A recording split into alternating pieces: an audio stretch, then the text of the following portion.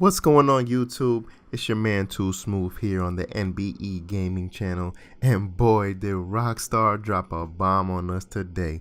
Literally, I'm talking about the new Smugglers Run DLC for GTA Online.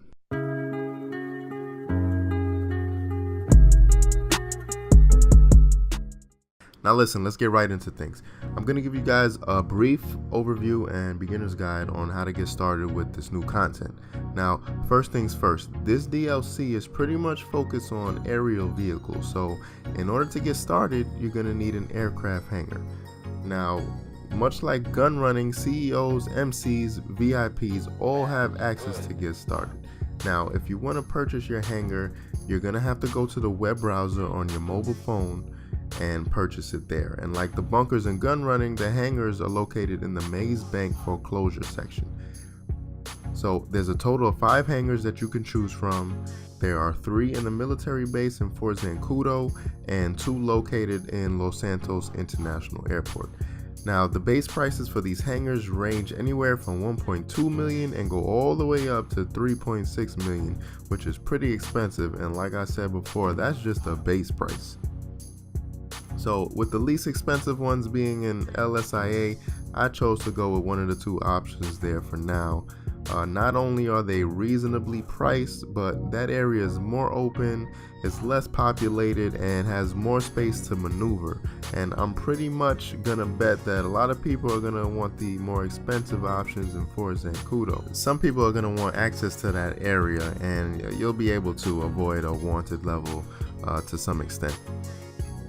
So when you're making your decision, note that all the hangars are the same. The only thing that differs is the location. They're all the same size, they can hold up to 20 aircrafts I believe, and they all have the same interior customization options.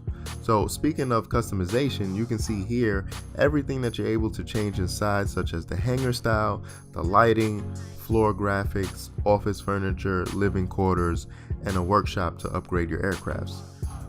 Choose whatever you'd like, depending on how much money you'd like to spend. It may not be necessary to upgrade everything, so that decision is up to you.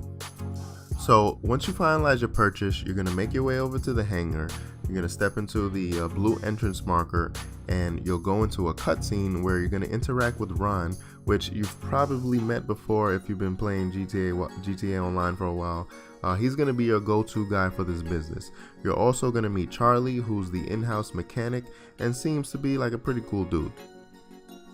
Now, after the cutscene, you're free to explore the interior. It's a massive space and there's a lot of area to cover, but to be honest, there's also a lot of dead space at the moment as well. So however you choose to customize your interior, you can check out the various rooms scattered throughout. You've got your living quarters on the left side, as well as the office, which is going to be the area where you're going to spend most of your time, I assume. On the right side, you have the workshop and some other rooms like Charlie's living space, I guess. And then there's the big floor space in the middle where you're going to be able to store all of your purchased aircrafts. And much like the garages that you own, you can rearrange your air vehicles as you'd like. But I think it all depends on the size of your aircrafts. Now, let's get into the business side of things. Here, your main objective is going to be to collect various cargo and bring it back for storage, which you're ultimately going to sell for profit. This system works very much like the CEO crate system, but there is no upfront cost, and I'm sure many of you guys are going to be happy about that. I'm pretty satisfied myself, and it's pretty nice to get away from those passive income methods that came with gun running and the biker businesses, but don't get me wrong, I love those too. So what you want to do is go to the computer in your office and you'll be prompted to do a setup mission. It's pretty easy and straightforward. You just have to fly out to the location, kill a few enemies, collect the plane with the cargo, and bring them back to the hangar. And as you bring back supplies, your storage area will begin to fill up.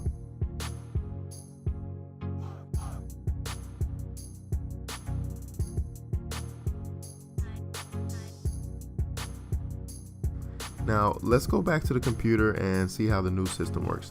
There are 3 different tabs. The first tab is the overview section, which shows you your supply levels and other stats. The second tab is your sourcing section, where you're going to be able to choose what kind of supplies you want to go out and collect.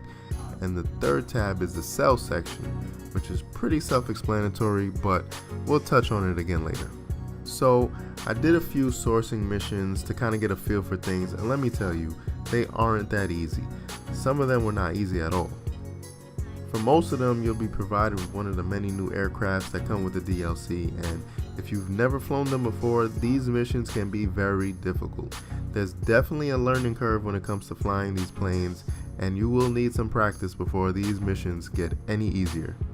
There were several times when I crashed and flipped my plane over, but let me tell you this, luckily enough, you don't have to use the planes that are provided for you.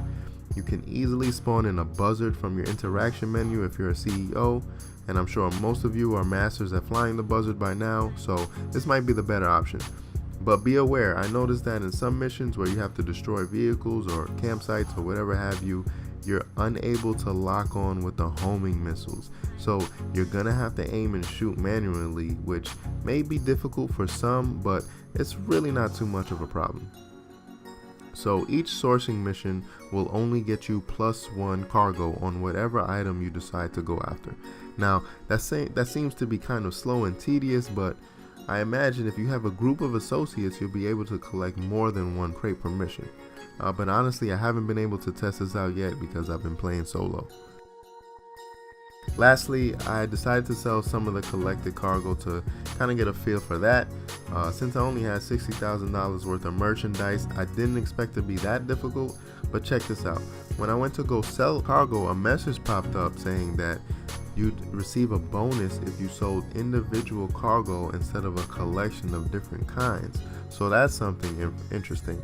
I wonder how much profit you'd make if you sold a full stock of just one item plus the bonus. Also, don't let that profit margin fool you either, because when you do complete a sale, you're gonna have to give a tiny bit of a percentage to Ron as a cut of this business.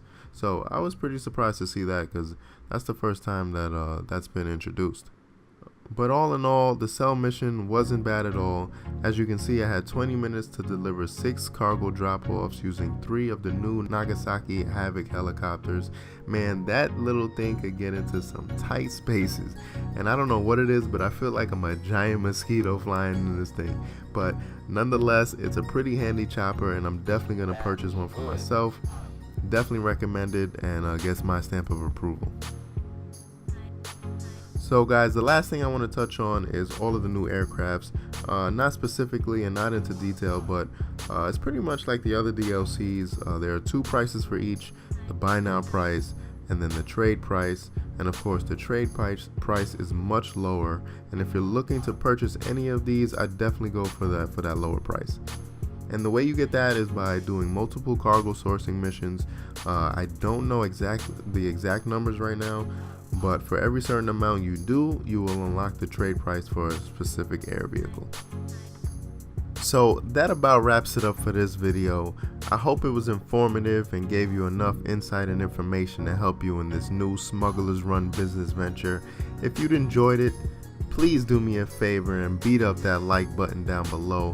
While you're at it, consider subscribing to the channel, because we've got nothing but excellence on the way.